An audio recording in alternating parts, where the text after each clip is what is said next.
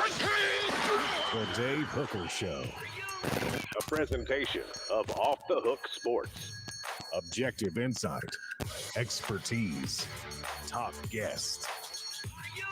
Available on YouTube, Apple, Spotify, and the Off the Hook Sports app. Download now for free. Also available on offthehooksports.com. I compute and obey. Now to Dave Hooker. Ready.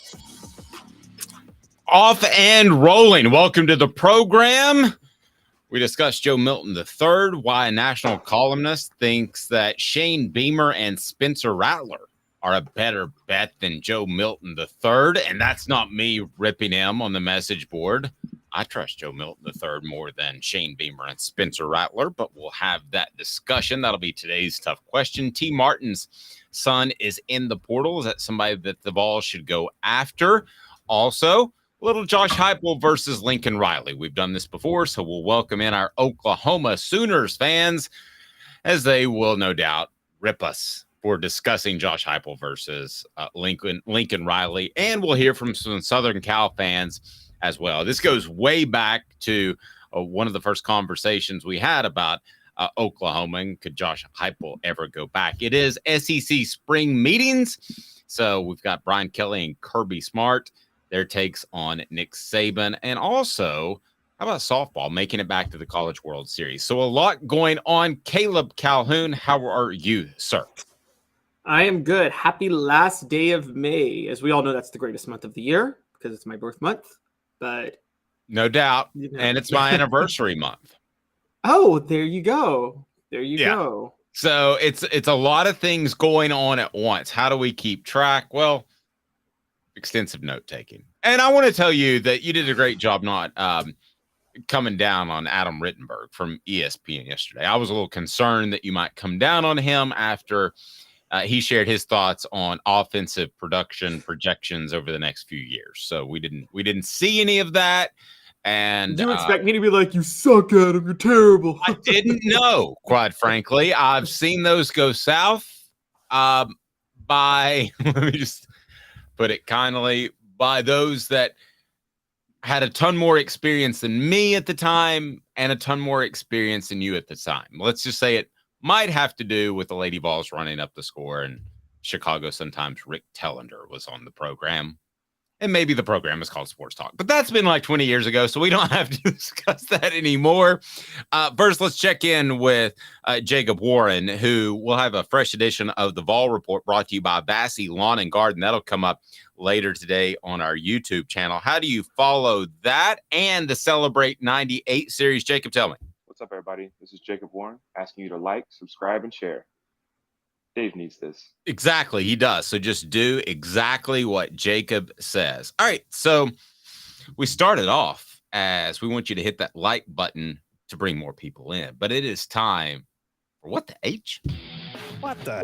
What was he thinking? Release the hounds. The Dave Hooker Show. Keep cool. A presentation of offthehooksports.com.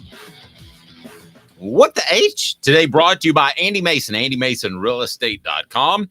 Best prices, best service in the biz. How about that? Had a conversation about him today, as a matter of fact. Somebody says, man, he's a great guy.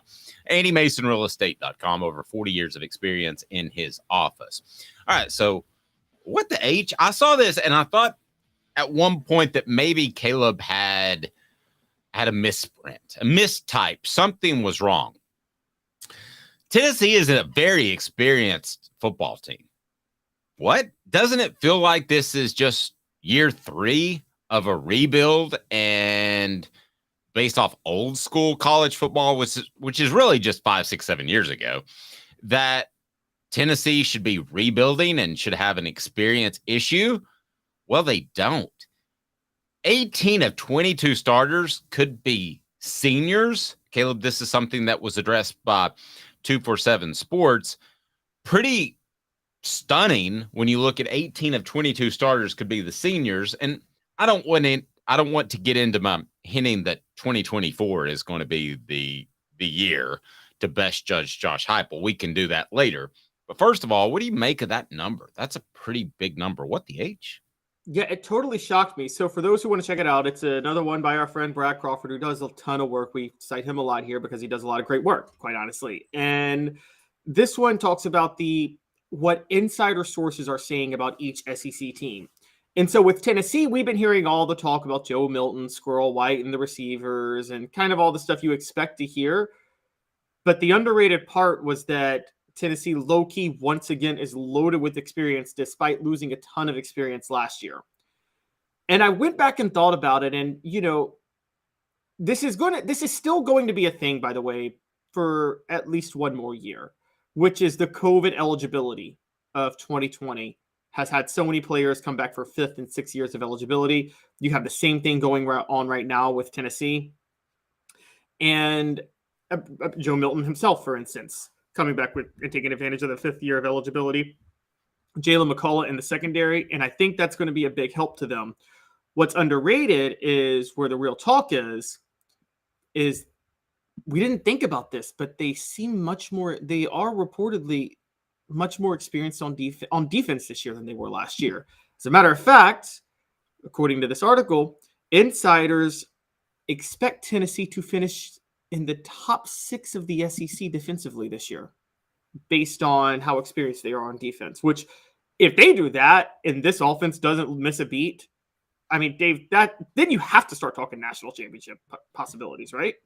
You do, and I do want to be really careful with this because, listen, you're right. Brad does a great job, and he's reputable, and I think that these talking to coaches things, which I do, and I drop hints of coaches I talk to all the time on the program. I don't get on here and just make stuff up. So that you're hearing it from I would like to think a good source, and you're hearing it from somebody that's in the know. I'm not talking about me, but the people I talk to. So, but the scary part about these things, Caleb, is that could another coach try to raise the bar on an up-and-coming program like a Tennessee or like a South Carolina to put a little bit more heat on them?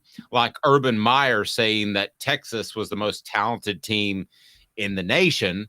I think Urban Meyer, if something happened to Steve Sarkisian, would take that job tomorrow. I think he raised the bar publicly on purpose. So I do have that concern.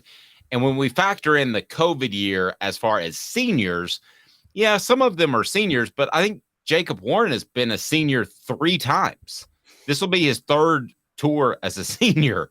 So that's a little goofy too. But I think that coaches have already started to raise the bar publicly, and they don't give their names necessarily here. But I think you're going to see that, and you're going to see that at SEC Media Days. You're going to hear some coach somewhere talk about how great, and I'm lumping together Tennessee and South Carolina, how great their quarterback play can be this year, how great their offenses were at times last year.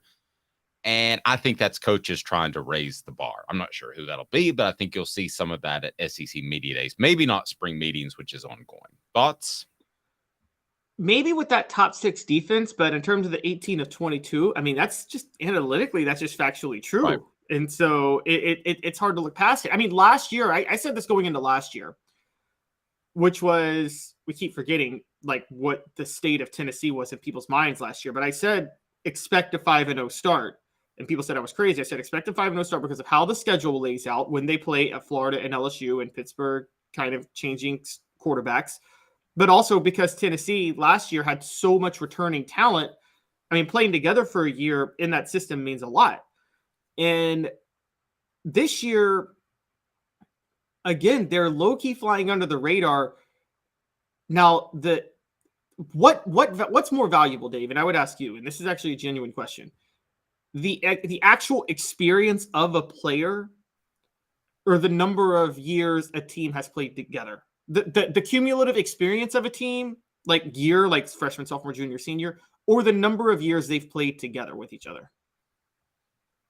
Well, I think the number of years they played against each other, but that's not really a thing anymore with the transfer portal. I mean, nobody's going to say, if Dante Thornton comes in and catches 20 passes for 200 yards this season, nobody's going to say, well, he didn't have enough time to work with Tennessee's offense.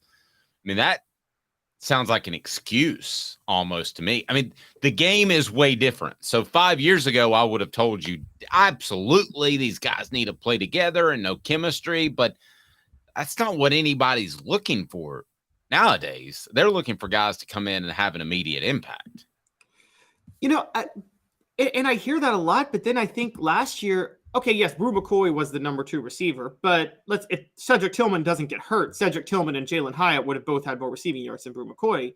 So outside of Brew McCoy, it was everybody that really contributed last year was on the team the year before. That was a significant player. That's true. But you bring up the Brew thing. Okay, Brew coming over was late to get started in August. Okay, because he wasn't cleared. We didn't know until 7-8 days before the season started that he was going to be able to play after the transfer from Southern California. So Dante Thornton is going to be a more typical type of prospect that comes in early, at least the summer, if not mid-season, and gets to go through spring camp. So that to me is the exception to the rule. Sure, you would love to have guys that transfer and you could mold for 2 years like they'll have with Brew, but I don't think they're going to have that with most of the guys they bring in, whether we're talking about Peely or Thornton or whoever it might be. I think the goal is to get 1 good year out of them. If you get 2, that's great. Now, I'm not talking about the guys that come up from the group of 5. I'm talking about the guys that are already bona fide stars that want to get paid. And that's what Dante Thornton is. And he just wants to get paid. So he's getting paid. You're not going to get 2 years out of those guys, are you? I shouldn't think so. You might with Dante only because he might be a little bit buried in the depth chart this year, so he has to come back the next year. That's the real smart move for Josh Heupel, is to bury these guys just enough for a year where they get some yards, but not a lot of yards, so their NFL draft stock's not high enough, so they come back another year.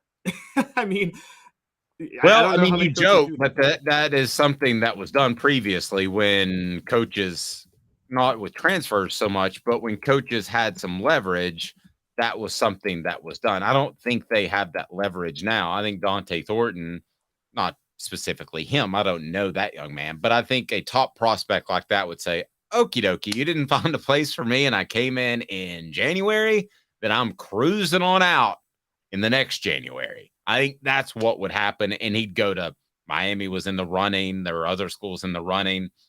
I mean, heck, he could go back to Oregon and get a better paycheck if they got the right guy lined up. So I don't think that's going to happen. And remember this too, there is pressure on Josh Heupel to play the guys that got a price tag via the transfer portal. So it's not like it used to be where the coach has all the power, which for the most part, I'm a big fan of. I don't think the coach should have absolute power. But in this particular case, it allows the kid to make some really questionable decisions. Not necessarily Dante, but if somebody bolts after a year, Caleb, that ain't great for anybody.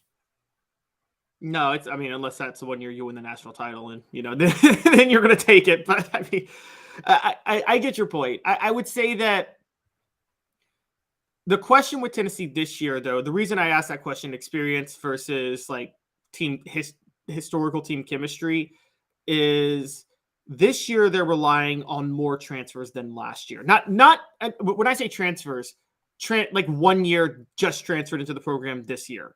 Last year, almost their whole team, even the transfers, had been in the program for a couple of years. Again, like I said, Brew McCoy and Gerald Mincy, I think, were the only 2 transfers from the previous year that were major contributors. If anybody wants to correct me, I could be forgetting somebody. I'm spouting this off the top of my head. But this year, we're talking Dante Thornton, Andres, at least 2 offensive linemen probably, Keenan Peely, Gabe Judy-Lally. These are all transfers that they're probably going to have to rely on this year significantly as part of their rotation and weren't on the team last year.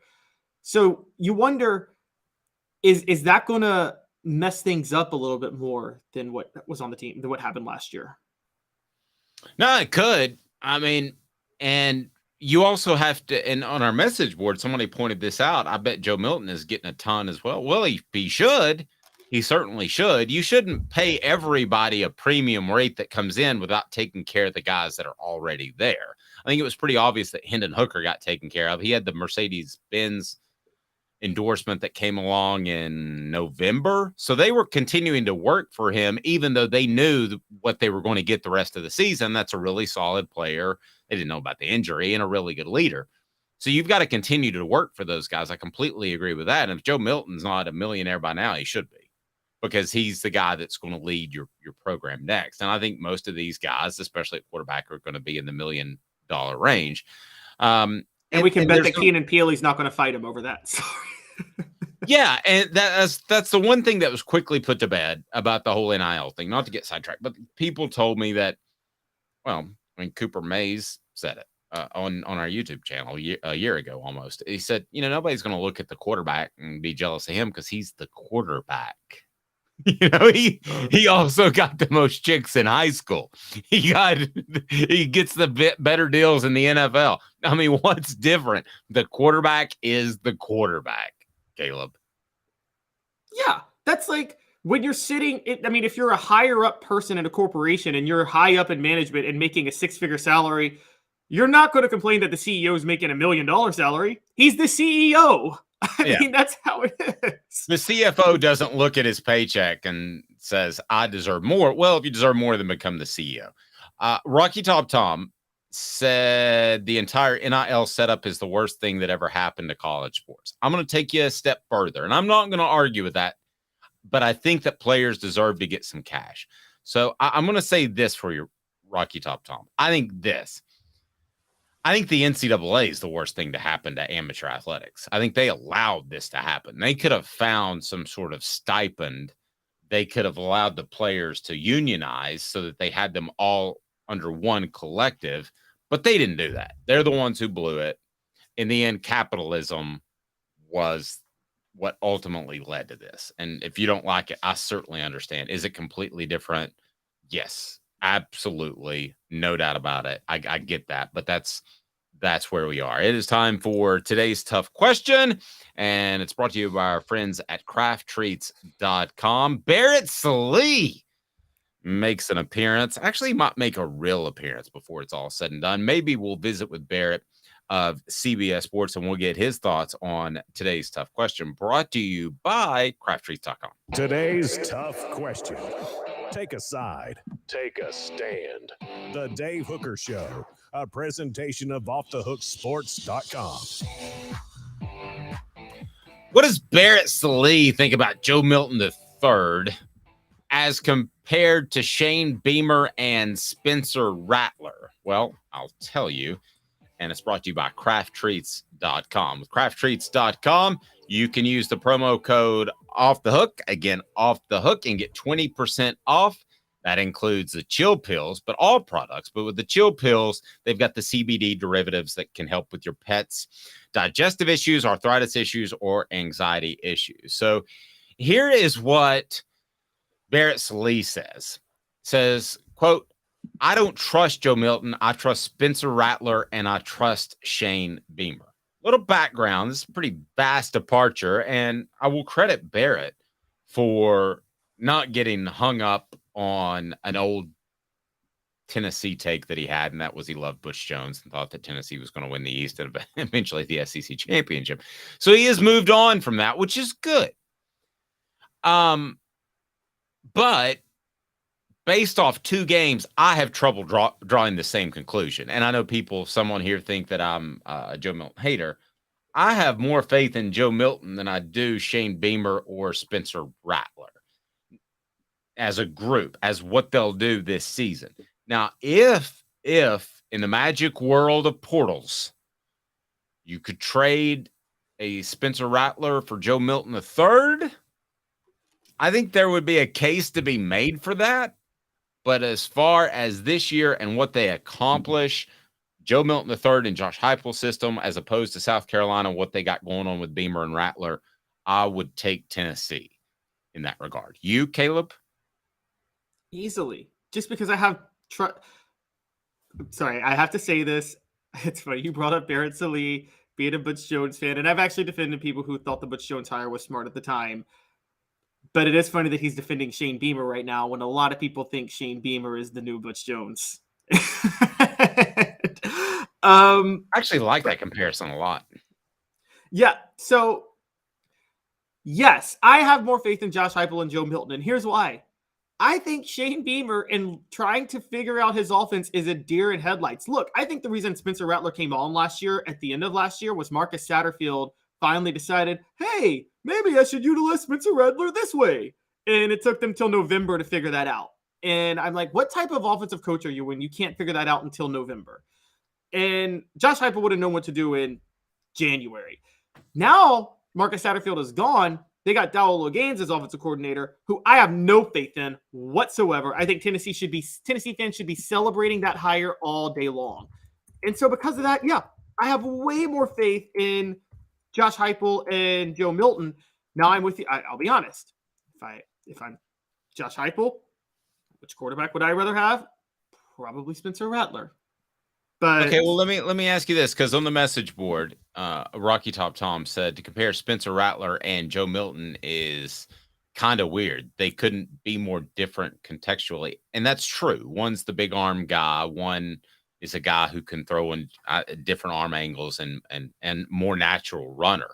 So if you had to take one, just regardless of the offense, let's say we're redoing the recruiting process, which would you take out of the two?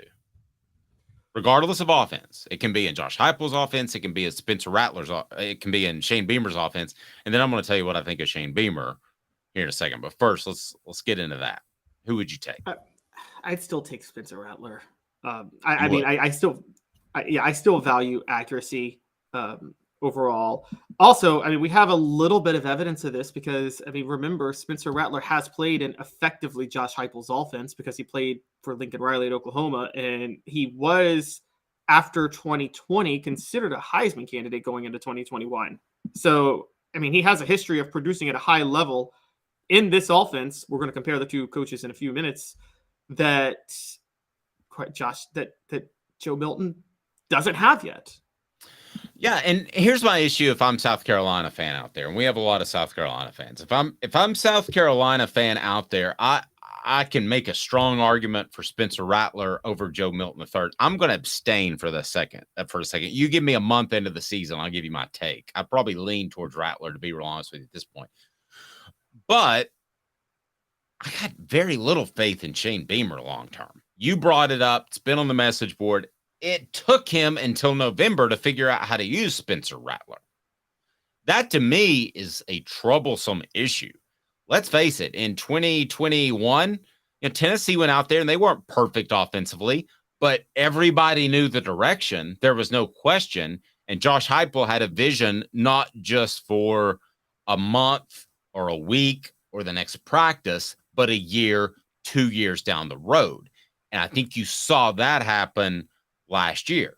So the 2021 season, I guess it was in particular the Missouri game, a lot of people have pointed to as kind of the turnaround.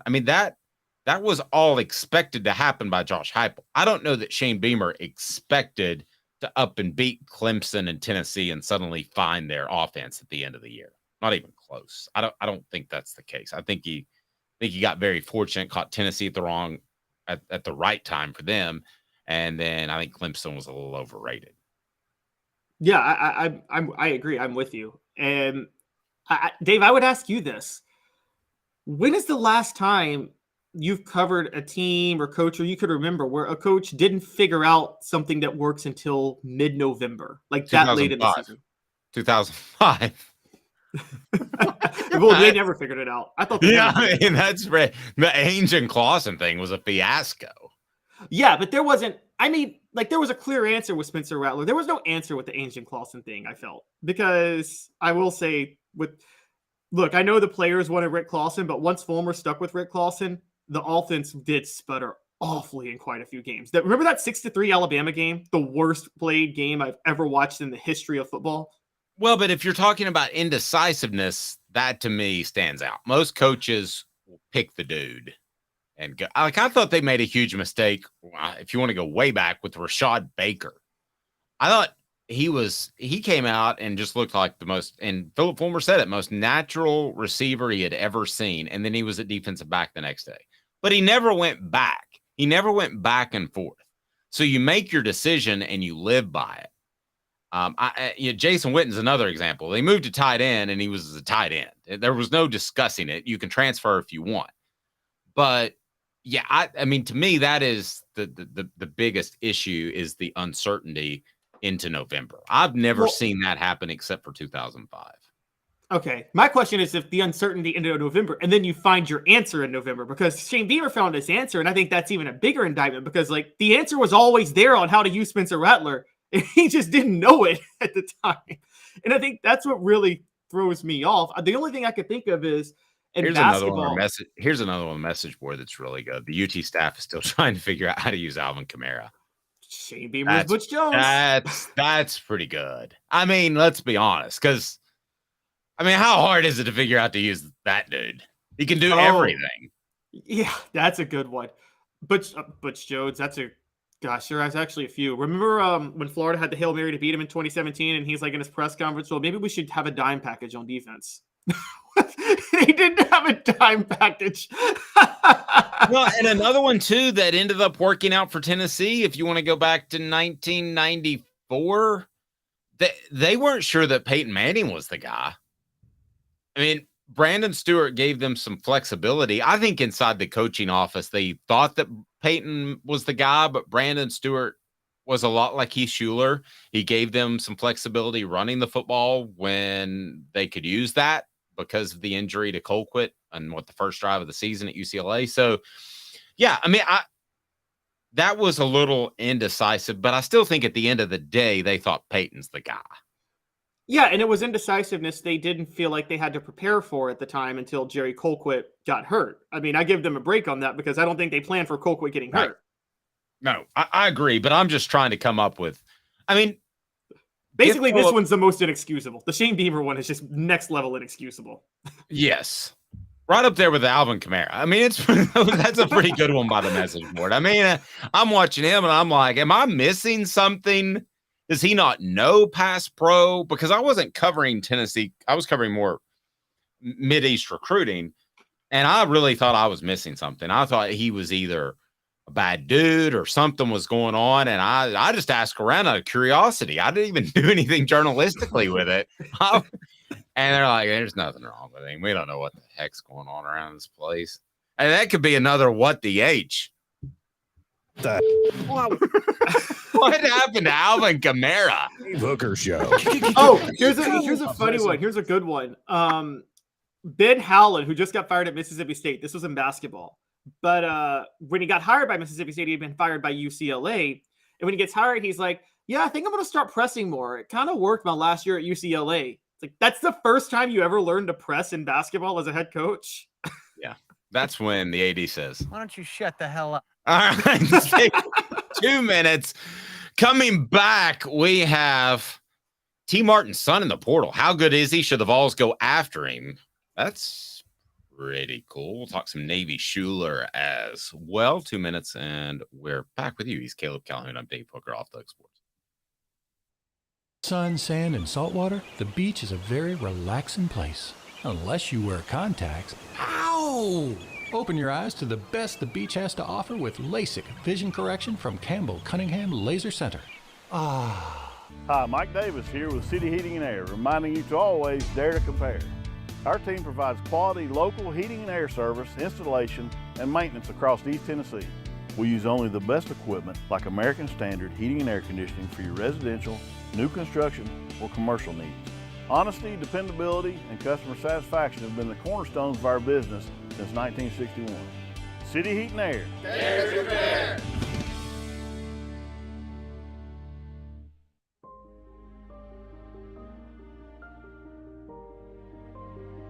Our family has been creating one-of-a-kind pieces of jewelry in West Knoxville since 1986. Each piece is a combination of unique processes that bring your idea to life. Every day in our shop, a truly special item with a story all its own is being manufactured in our facility, bringing the history and family sentiment into a whole new generation of life. We're grateful that you chose us to be Knoxville's best jeweler, a title that we value and respect. Because to me, being a jeweler and owning a jewelry store are not the same thing. I'm Rick Terry. I'm a jeweler, and we want to be your jeweler. Kingston Pike and Campbell Station Road in the heart of Farragut, and downtown on Gay Street right next to the Tennessee Theater.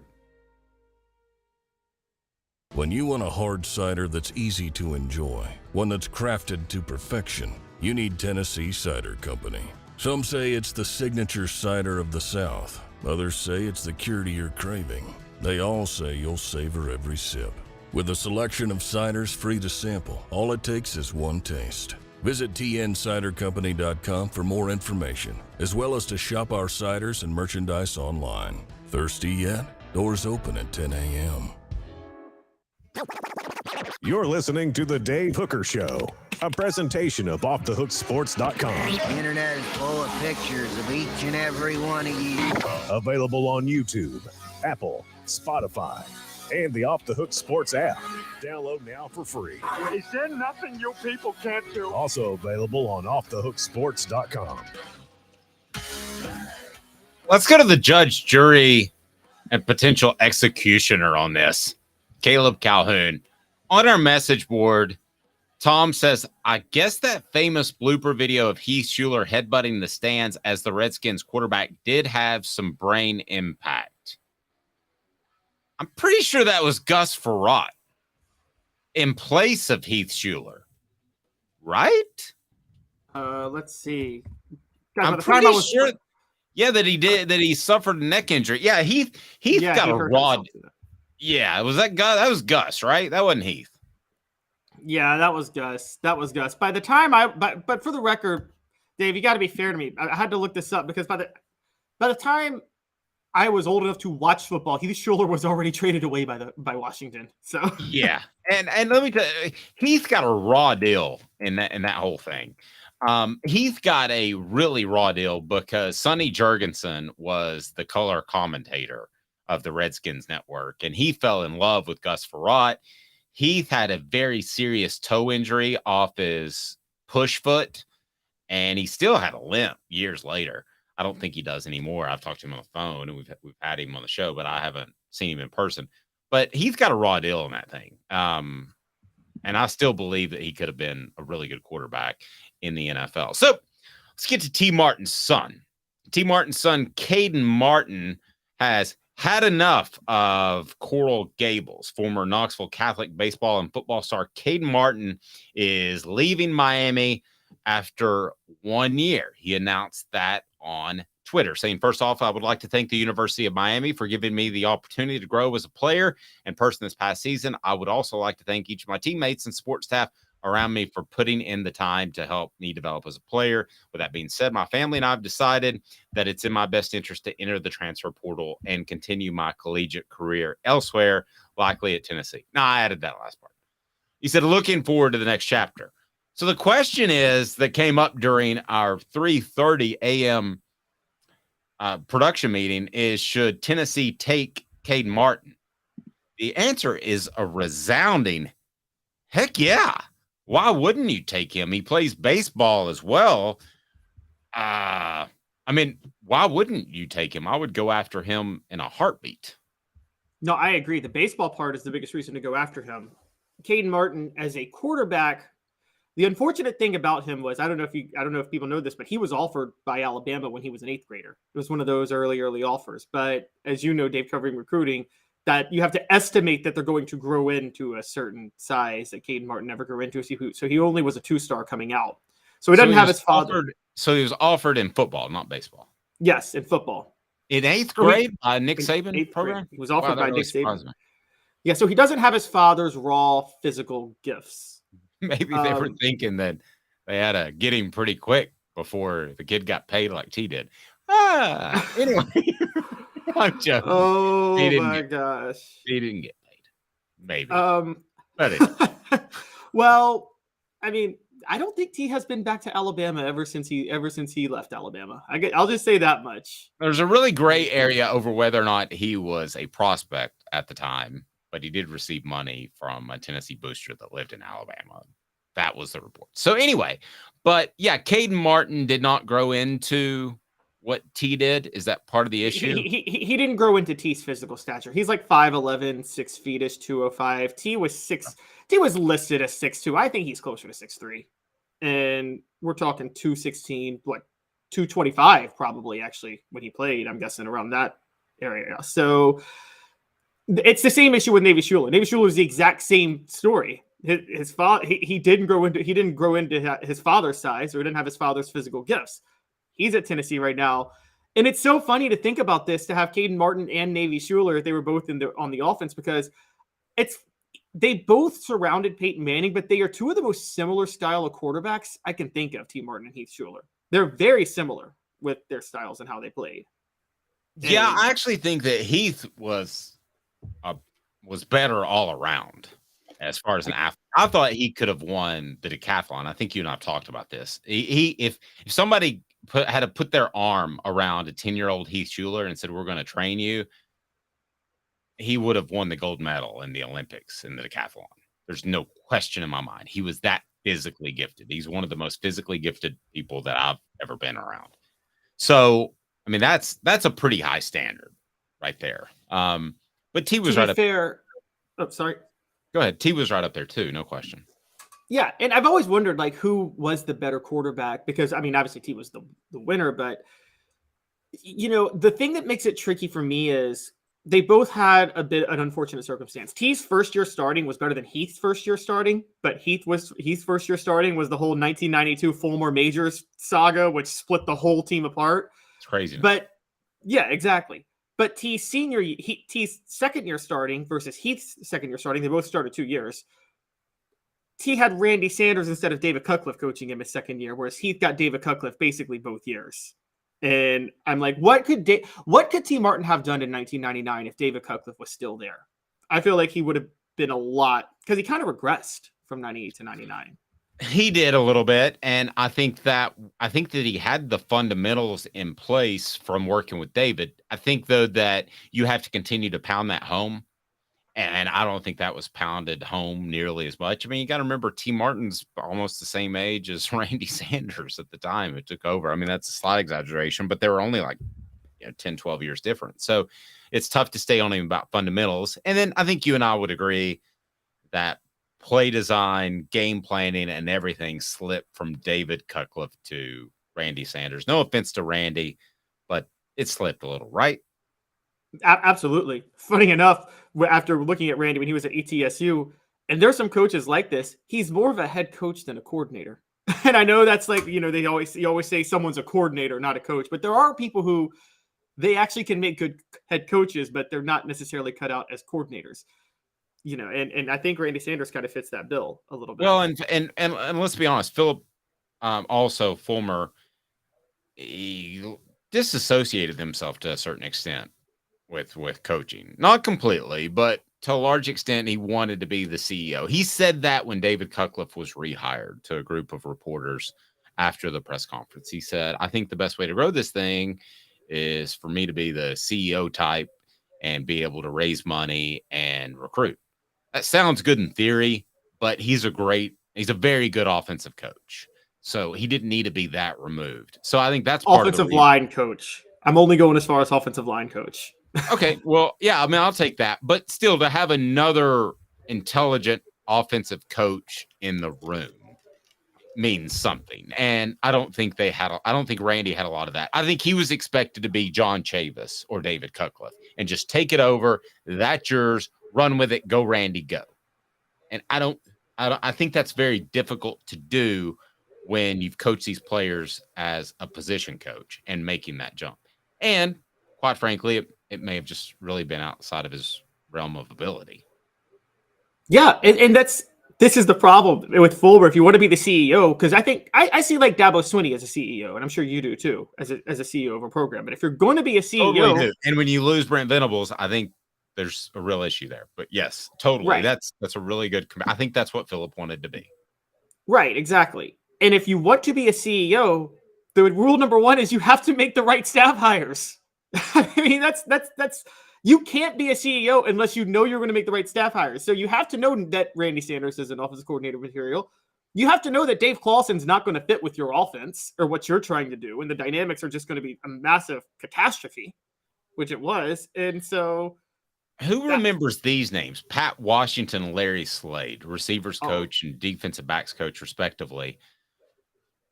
They were, I thought, and a lot of people thought, they were given too long of a leash and held on way, way too long. So that gets out. I never thought of it from this perspective, but that gets into the whole managing a staff thing, where if Dabo Swinney doesn't prove he can do that without Britt Venables, you've got a real problem. Now, he may do that. I know he brought in Lincoln Riley's, is it Brian? He brought in his Garrett as the offensive coordinator. Maybe he can be the CEO type, but I don't think it worked for Philip Fulmer. And be able to fire friends, as Smoky Mountain Red pointed out. Let's remember, these guys were making $75,000, $100,000 a year. And if you fired them, it's not like you can coach for another program down the road. You're going to have to relocate your family. There was that sort of thing that Fulmer had to deal with. So I give him a little grace on that. Well, and there was, with the friends thing there. Yes, you got stuck with maybe Larry Slade and Pat Washington. You also got incredible loyalty out of Dan Brooks, maybe the best position coach in Tennessee football history. And Steve Caldwell. Yeah. And so it pays off either way. It's just, I think you can't, if you want to be the CEO like that, then when you hire the staff, you have to give them the keys. And so, like you've talked about, Fulmer gave Dave Clawson the keys, but he's like, but I still want this system to be run. Well, I guarantee you Dabo is hiring a staff, and he is completely washing his hands from that and saying, you know what? You guys run the offense. I'm not going to force you into something I'm trying to run. Worst move that Philip Fulmer made with his coaching staff before we get to SEC spring meetings was? I mean, it was obviously hiring Dave Clawson. I mean, that's easily number one. But Randy it was made about a month before that. Not promoting Trooper Taylor. Yep. Do you think Trooper Taylor was coordinator material though? I mean, that's good. I think that it took me 30 minutes of research to figure out that Dave Clawson was very questionable coordinator material. I think that you're fair to question whether or not Trooper Taylor was ready, but he had coached running backs, so he knew blocking schemes inside the box, and he had coached receivers, so he knew passing trees. Is he going to be the next David Cutcliffe? Probably not. But is he going to be as good as Dave Clawson at that time in Dave Clawson's career? I have zero doubt that was the case. Question, where is Trooper Taylor? He was a Duke, and I have his number. I need to reach out to him. I haven't talked to him. He's one of the few people that I would really call a friend in the coaching community. There's always that natural barrier between media and coaches. So I need to reach out to him. Vassy Lawn and Garden, Man Alive, it's worth the drive in Cleveland, Tennessee. Industrial and commercial mowers, worth the drive from Nashville, Knoxville, Chattanooga. It's Vassy Lawn and Garden, Man Alive, it's worth the drive. Go to Vassy.com to learn more. Toro, count on it. And they bring you the Vol Report, brought to you by Vassy Lawn and Garden, the Vol Report with Jacob Warren. I will call Trooper. We'll get him on the show. He'll bring it, throw high heat. There's no question about it. All right, let's get to SEC spring meetings. We'll play a little bit of Four Downs. Four Downs now is brought to you by City Heating and Air Conditioning, cityheatandair.com. 4 downs. 4 questions. 4 answers. The Dave Hooker Show. 4 Downs. A presentation of offthehooksports.com. First down, Brian Kelly says he really wants to play Alabama while Saban is still there. Do you buy that? Wants to play Alabama every season? First down, you buy it or not? I do. And for the context, guys, we're talking about the 3 permanent 6 rotating opponents that's floated if the SEC goes to 9 games. Nick Saban complained about that a month ago about how Alabama would have to play Auburn, Tennessee, and LSU. Brian Kelly comes out yesterday and it's like, I don't care. I'll play Alabama every year. And so I do. I think Brian Kelly knows what he's building at LSU, and he knows that they're about to be the cream of the crop in the West. Remind me, how did LSU do against Alabama last year? I believe they won, didn't they? Yes. And how many years? Yes. And how many years? Don't steal the punchline from me. How many years has LSU had this Brian Kelly guy as their head coach? 1. Yeah. Why in the world wouldn't he want to play Alabama each and every year? I totally buy that. That's first down. And by the way, where does the Alabama quarterback he faced last year rank among greatest quarterbacks Nick Saban ever coached? Fair. Maybe number 1. Yeah, that's fair. So he beat Nick Saban with the best quarterback Nick Saban's ever had. Yeah, and those that don't know the west side of the conference, that is a very strong traditional rivalry. It gets lost sometimes. People that know the Iron Bowl and they know Alabama and Auburn as the Iron Bowl, that's the big deal, and obviously it is. But the LSU, I mean, that's a big rivalry for LSU and Alabama. I can guarantee you LSU fans would want Alabama on the annual schedule. Kirby Smart calls the SEC schedule overrated. That's second down. What is he talking about exactly? Oh, he's talking about the 3-6 format. There's debate of who the team's permanent opponent should be and what's fair. And Kirby Smart is calling this whole debate overrated. I'm looking it up now, but I have to be honest. I think Kirby Smart is just happy with the break he got because the floated permanent opponent for Georgia was Kentucky, Florida, and Auburn. And Kentucky, Florida, and Auburn. Florida still has not cleaned themselves up since 2010. And Auburn, it's outside of spending $100,000 on Cam Newton for an undefeated season in a national championship. I mean, they're so hot and cold, Auburn is. It seems like they're always perpetually like in the 15 to 25 range of the top 25 and maybe get over the hump once every 10 years. So I think I was told it was $180, but what do I know? All right, for a Cam. All right, so Nick Saban against 3 schools. It's third down, rumored to be designated versus Alabama in the 3 permanent opponent format. He's voiced this before.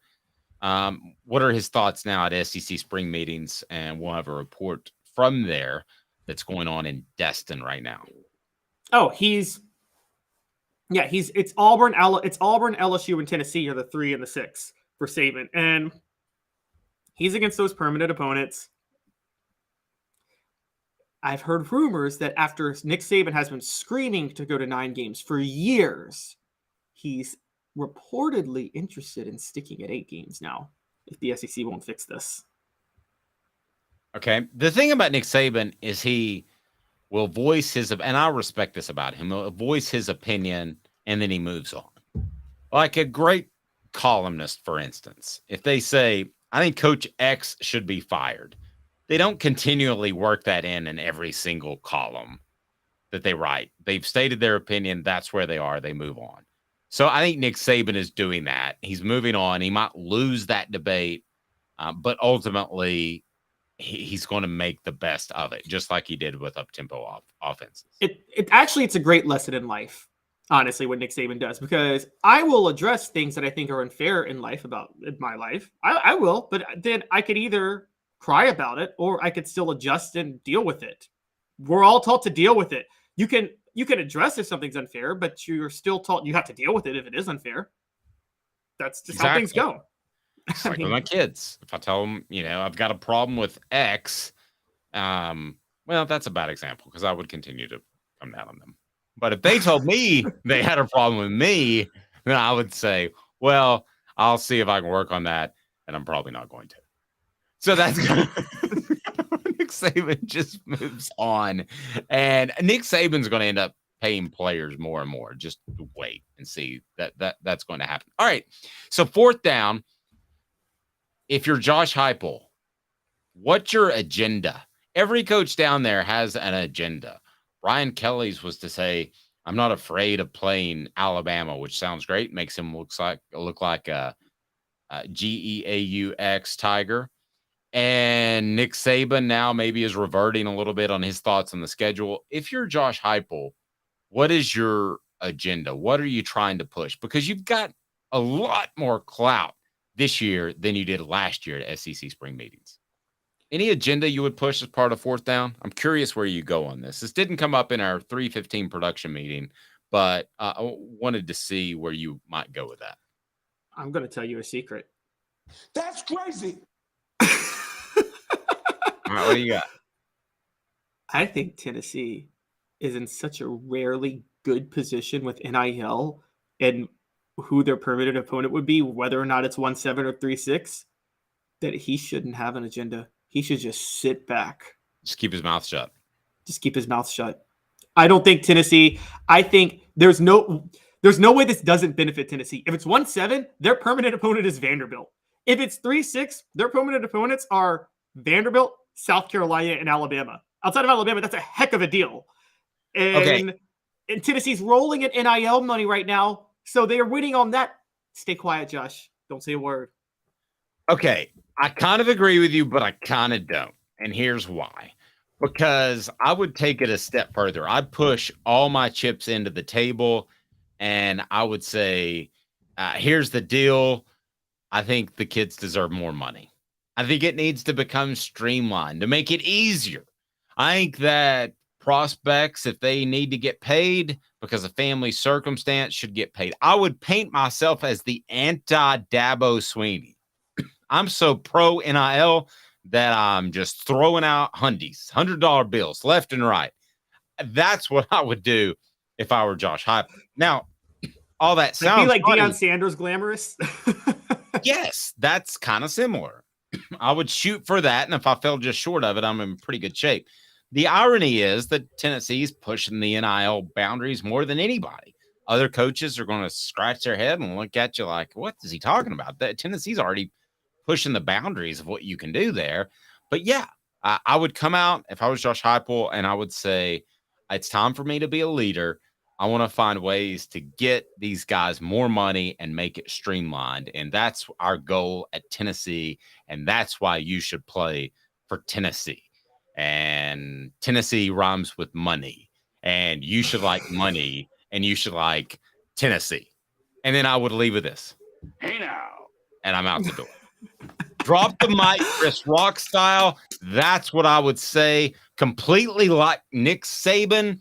It is absolutely completely contrived and orchestrated, but that's what I would do.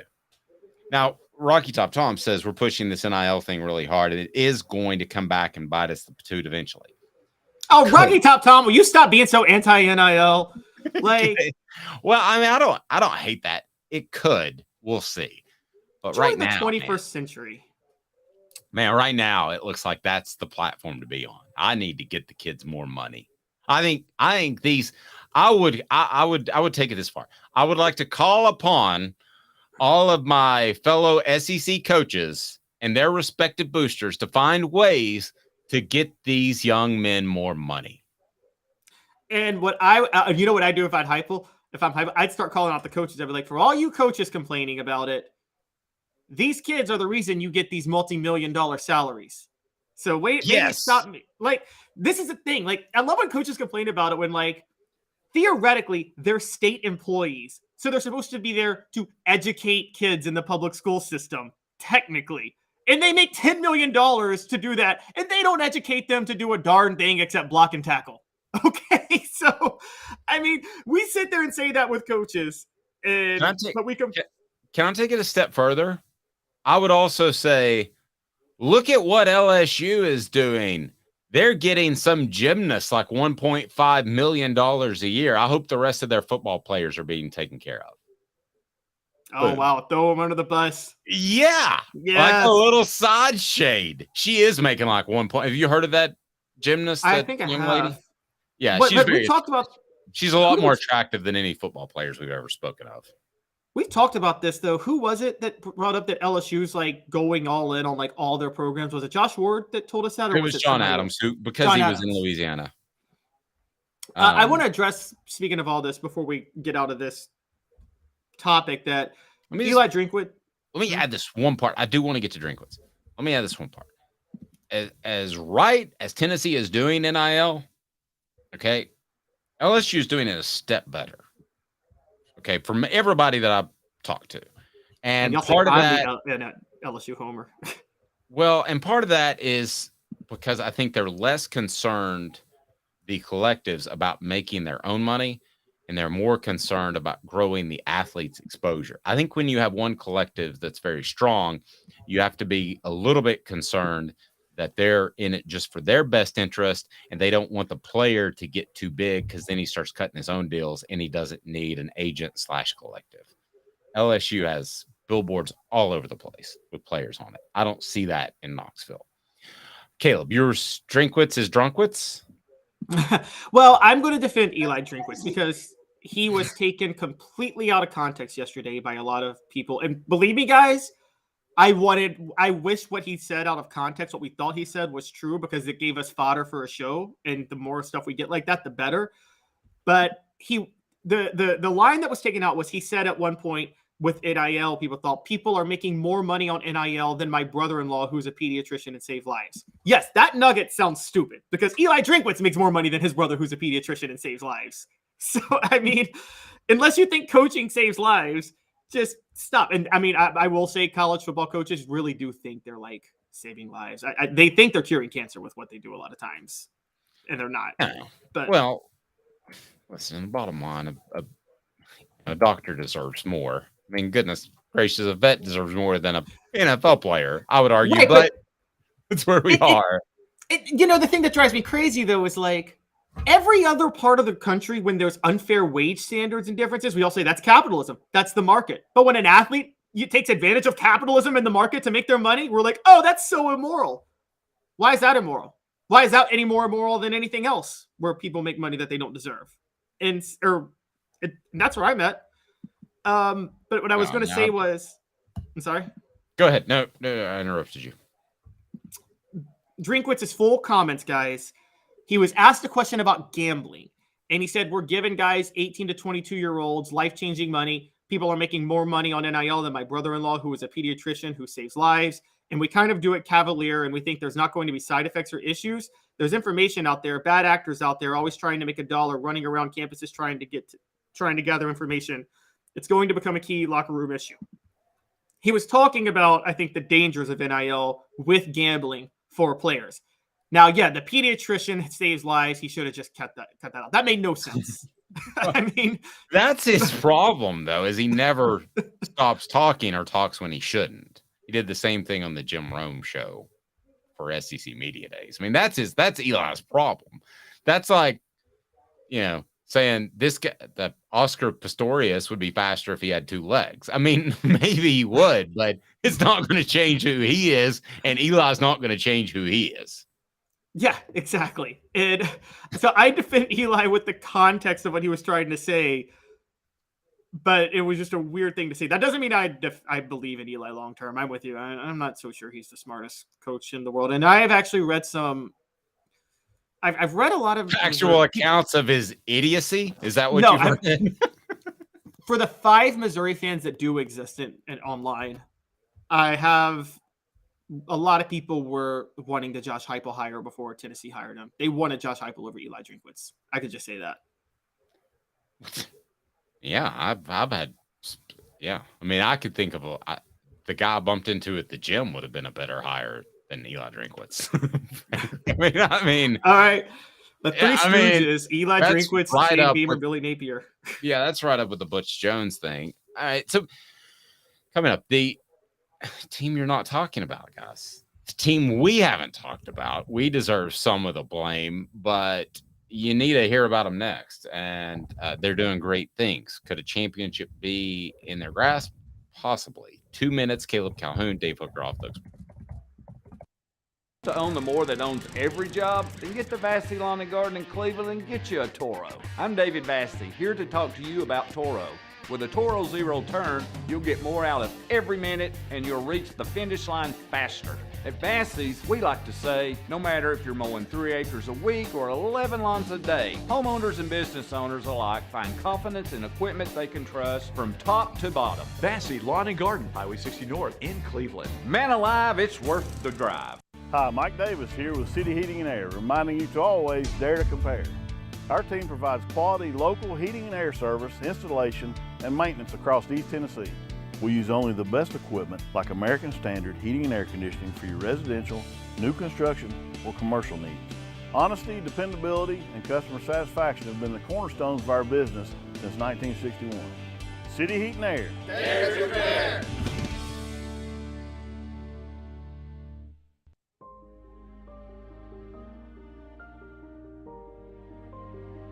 Our family has been creating one-of-a-kind pieces of jewelry in West Knoxville since 1986. Each piece is a combination of unique processes that bring your idea to life.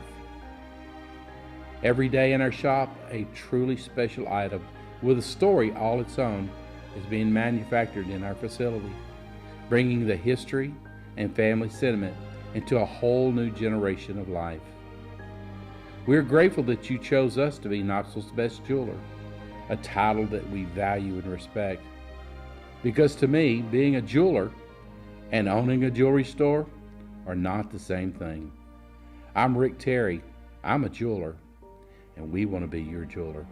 Kingston Pike and Campbell Station Road in the heart of Farragut, and downtown on Gay Street right next to the Tennessee Theater. With all that sun, sand, and salt water, the beach is a very relaxing place. Unless you wear contacts. Ow! Open your eyes to the best the beach has to offer with LASIK vision correction from Campbell Cunningham Laser Center. Ah. What's up, everybody? This is Jacob Warren asking you to like, subscribe, and share. Dave needs this. He does. Objective coverage. Hey, that's new. If we get caught, we're going to jail. The Dave Hooker Show, a presentation of Off the Hook Sports. YouTube, Apple, Spotify, and the free Off the Hook Sports app. I'm going to need to see some identification. Back to Dave Hooker. The message board. Someone's about to talk softballs.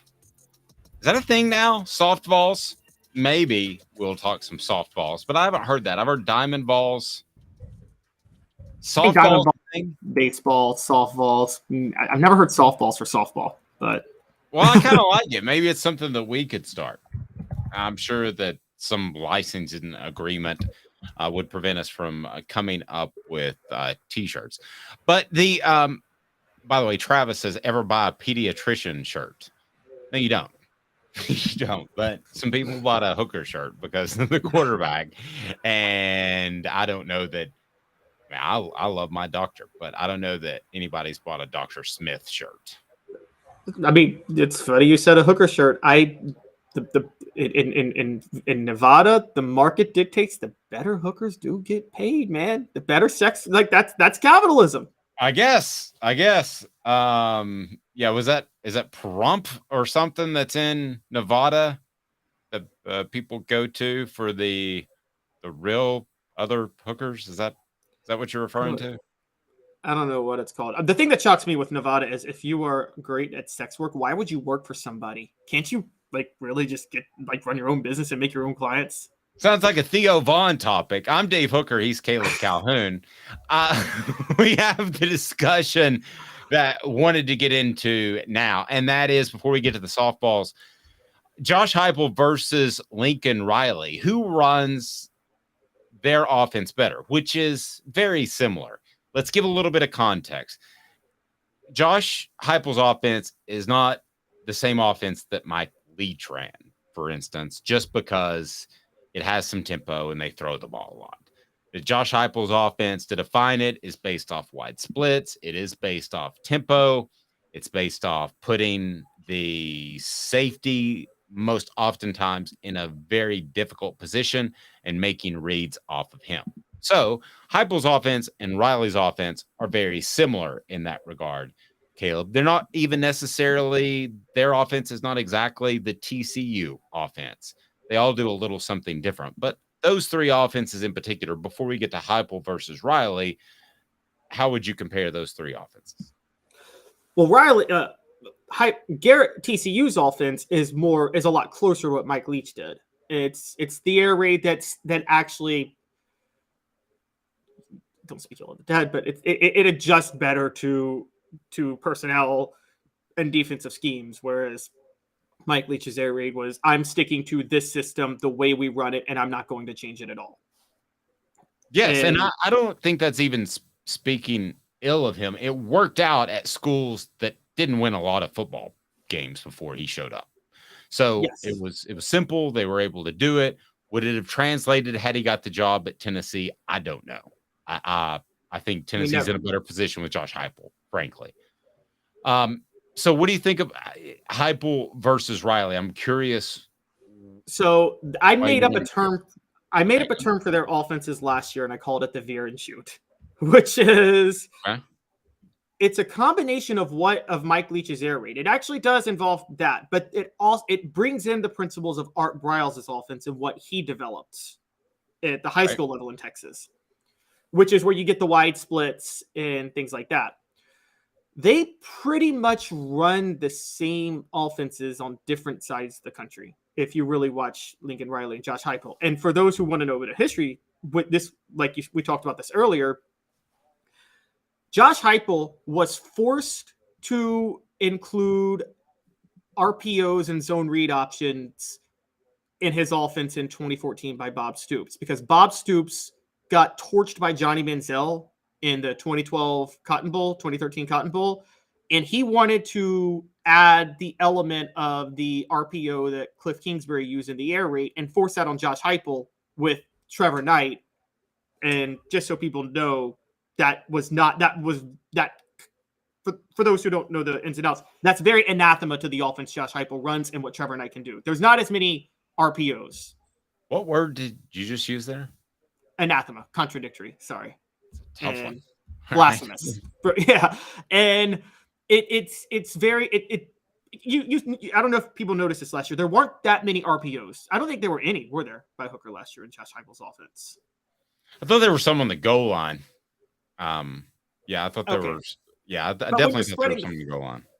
But when you're spreading the field at midfield, you're not running that many. And he was trying to force that because he wanted Trevor Knight to be Johnny Manziel. It didn't work. It clashed. Oklahoma still had a good offense, but Heupel was scapegoated. He was fired. And then Stoops brings in Lincoln Riley to run the exact same offense that Josh Heupel wanted to run. And so in Oklahoma, that propels Lincoln Riley to head coach, gets him the USC job. Thankfully, Josh Heupel rebuilt himself after being railroaded. But that's where this connection comes into play. Lincoln Riley was allowed to run the offense at Oklahoma. He became a household name running the offense at Oklahoma that Josh Heupel had wanted to run for 4 years and wasn't allowed to run by Bob Stoops. And now they're running the same offense on different sides of the country. Here's ultimately the debate, right? It's Lincoln Riley has done it longer as a head coach.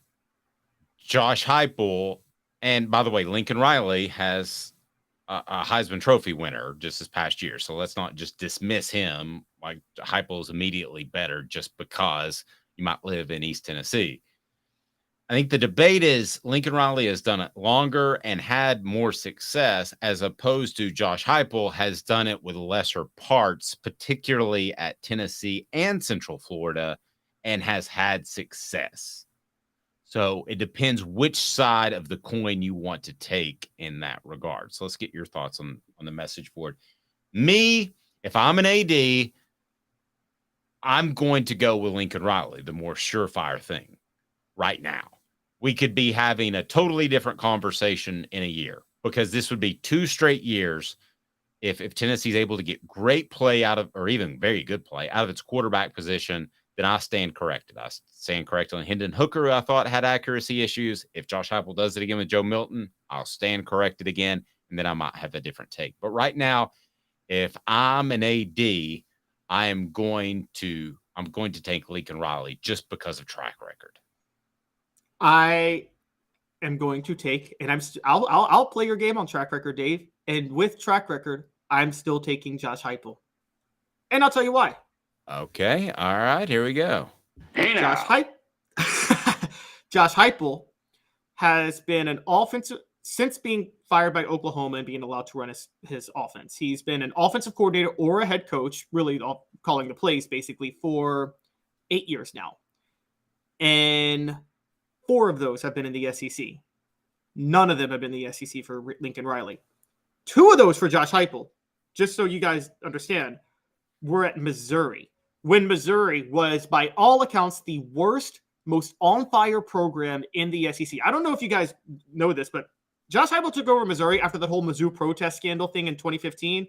That was not a desirable job. And Barry Odom, to his credit, made the right move to bring in Josh Heupel as offensive coordinator.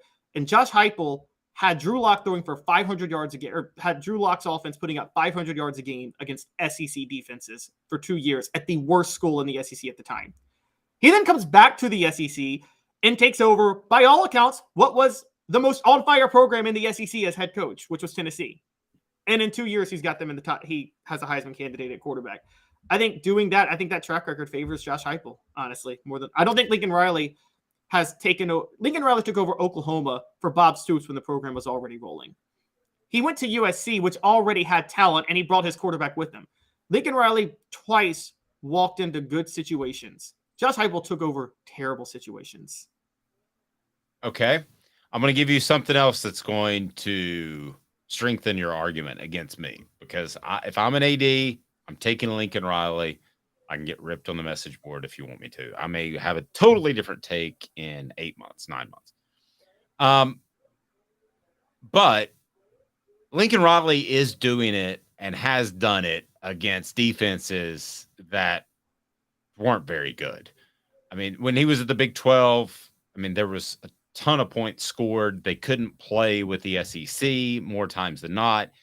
And the Pac-12, the defenses are even worse, Caleb. So he has had that ability. So that strengthens your argument. I don't think there's any question about that. Again, though, to strengthen my argument, has Tennessee truly played for a championship?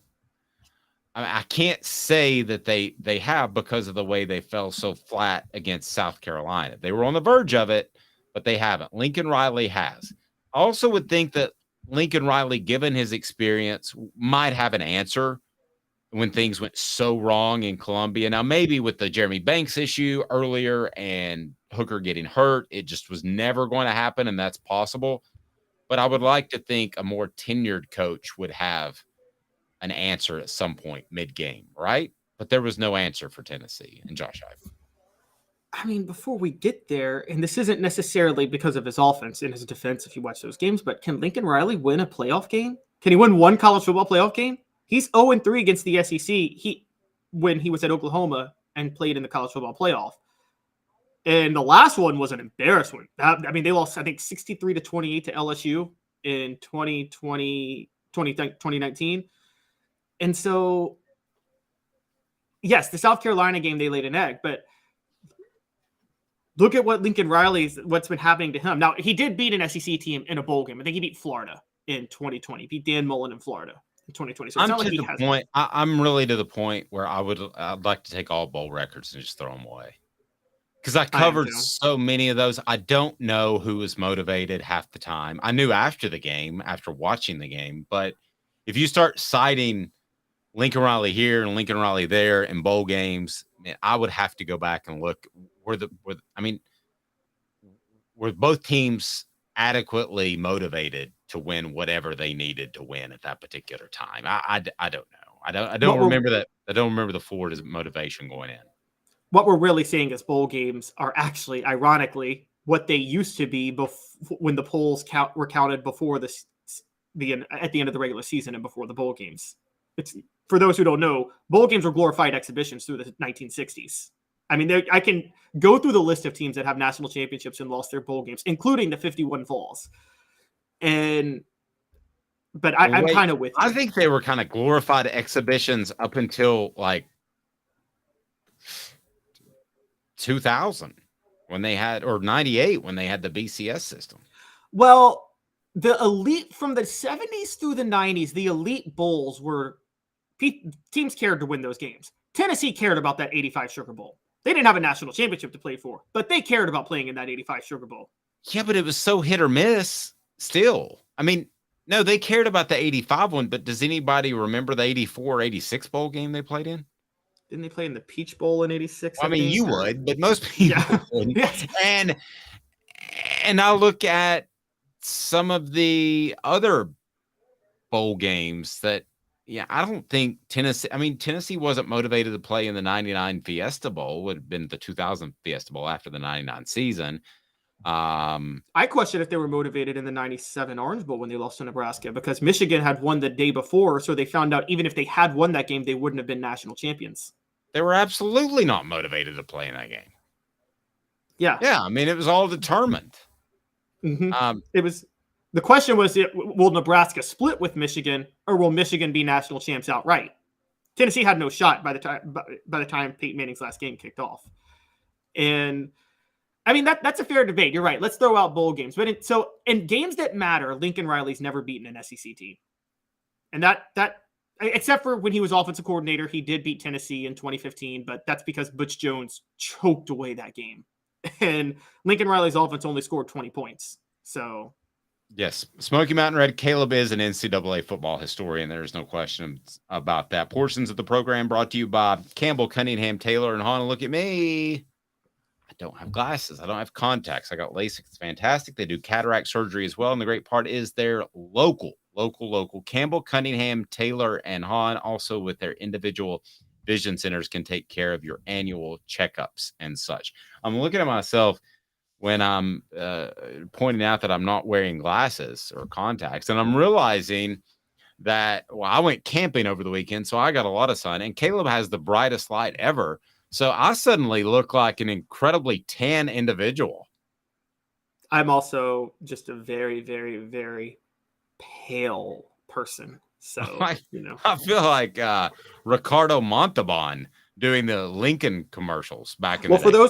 For those who don't know, I'm an NCAA historian because I actually died in like 1940, and I'm coming back. I'm back as a ghost, and so he's an old soul. He plays Dean Martin and Joey Bishop constantly on his iPad. What was it before the iPad? The little thing that we had that was about as heavy as a brick. iPod? Was it iPod? Yes, that's what it was. So that's Caleb listens to only the Rat Pack in his iPod. All right. So here we go. Softballs. We named them right here. Baseball, and softballs, but yeah.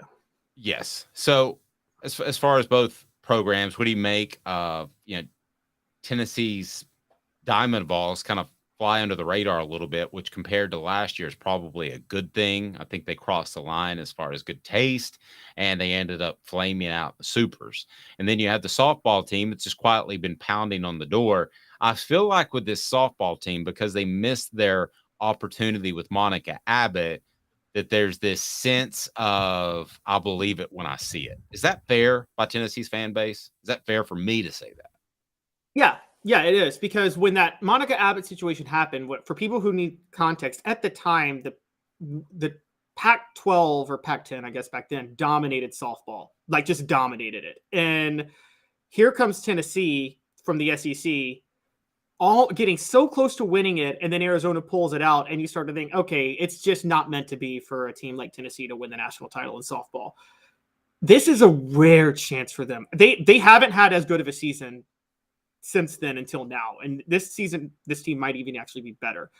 You have a chance to right the wrong of 2007. This is Dirk going back to the NBA Finals in 2011 after losing to the Heat in 2006 and choking away that 2-0 series lead. This is that situation.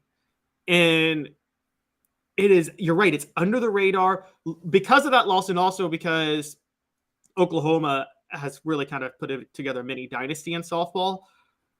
But guys, Tennessee has a really good chance of winning this thing. And I don't think people notice that. And if they do, in softball, in softball. And baseball is such a crapshoot of a sport. I'm with you. I think it's good for them that they're on the road playing under the radar. They don't get to host a regional in the NCAAs. Is this baseball team more likable, even though they're less successful? Tennessee's baseball team? Or are they less likable? I think to Tennessee fans, not to Caleb or to Dave necessarily. I wouldn't say less likable. I think the thing with it is last year, you're only unlikable if you're doing what they were doing last year and you don't produce. For instance, I'm a Grizzly fan. The Grizzlies talk a lot of trash, and then they go and lose in the first round of the Lakers. That's an unlikable team, okay? Or if you're the Bengals in the NFL, and you talk all that trash about Patrick Mahomes, and then you lose to him in the playoffs. That's an unlikable team. I think this baseball team, I think they were smart to be quieter this year because they were just not as good. or not able to run through the SEC. So I think their attitude both years kind of matched up with their play. And so I don't know if they're I don't think they're more or less likable in that way. I think to the Tennessee fan base, and correct me if I'm wrong, would love to see your comments below. We reply to all comments, but I think you'd rather have last year. If they ended at the same point in the Super Regionals, I think you would rather have last year's Diamond Balls as opposed to this year. They were exciting. They crossed the line at times. There's no question about that. But I think you'd rather have that. Now, if you're like, let's say an Alabama football program, somebody takes over for Nick Saban. You don't want that because there is this tradition. Well, there's not a great tradition at Tennessee baseball. There's not. I mean, there's every 15-year tradition, something crops up. So, and I think this is a football town, like every single SEC town except for Lexington, Kentucky. So I think at the end of the day, when you've got some spice, people like that. I think people like Jerry Green's teams because they were dunking and throwing it down and throwing oops. They didn't necessarily like what Jerry Green had to say about the fan base, and eventually that hurt him, probably cost him his job. But I think Tennessee fans like the spice, and I don't blame them.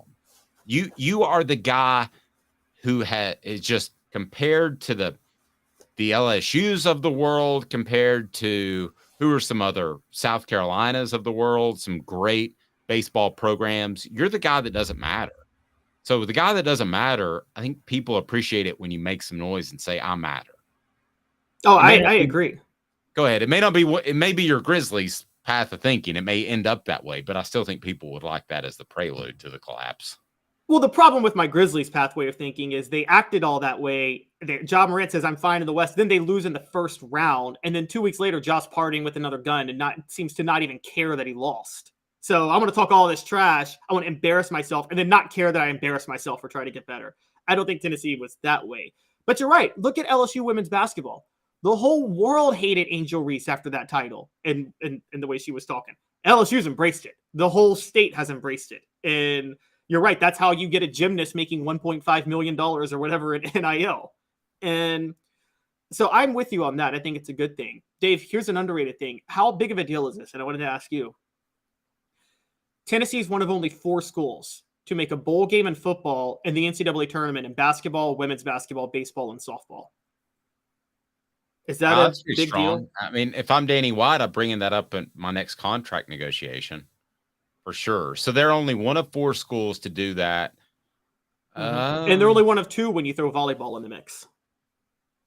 Okay, well, I have no idea who the other one is volleyball. But what were the stipulations on football again? Bowl game. I said bowl game in football, and then NCAA tournament in the other sports. Okay, they've come up a lot. I'm going to play the guessing game and see if I can do this. I'm going to go South Carolina as one of the other ones. Oh, you want to guess the other schools? Yes, quickly. I'm not going to take forever. Is South Carolina the other one? No, it is not. That's crazy. All right. LSU, the other one. Nope. That's crazy. I'm not going to get a single one. I'm gonna give you a really big clue. You really got to shoot your shot with this one. Ja Morant. No, college. No, I'd shoot your shot. But you're kind of on the right path. I just want to say you're on the right path with that. I don't know who it is. Tell me the other 3. Alabama. Shoot your shot, man. Yeah. I almost guessed Alabama. I should have. Alabama, Duke, funny enough. For some reason, I was going to guess Duke. I'm not even joking. I didn't, so I lay no credit to it. And the 4th and final one is the only other school to make it in all those sports plus volleyball is the other UT, Texas. Okay. And who is the volleyball one? Well, that's what Tennessee and Texas are the only 2 to make it in all 5 of those sports plus volleyball. Okay. Gotcha. All right. It's good stuff. I don't know where you came up with that stat, but that's pretty good. Football Scoop just reported it. Who reported it? Football Scoop just reported it. But I'm curious with you. Is it a big deal if is it a big deal for Tennessee athletics to be that present in so many postseasons? No. You don't think it helps the football program at all? Sorry. I'm sorry. I mean, at the end of the day, I see the analytics. It's 90% football. It's 10%, 8%, let's say, men's basketball, and 2% women's basketball. And then everybody else is fighting for like a scrounge of a percentage. Yeah, I don't think Alabama cares if their basketball team's put on probation for the rest of eternity if they get another national championship. You could walk around a baseball game and say, I'll trade you 10 years of season tickets to see the Diamond Balls play, or you can have 1 year of football tickets. And what's going to win out? Well, for me, it's going to be the 10 year. I'm taking the 10 years of season tickets in baseball because I like watching football games on TV. That's fair, but I think you know the answer. Yes. He is Caleb Calhoun. I'm Dave Hooker. Weekdays at 10 a.m. Eastern time. It's a short week, but we're not short on content. We'll have news from SEC spring meetings coming up, and there is a lot going on. Josh Heupel, I'm sure, will make some news in some shape, form, or fashion. For Caleb Calhoun, I'm Dave Hooker. This has been a presentation of Off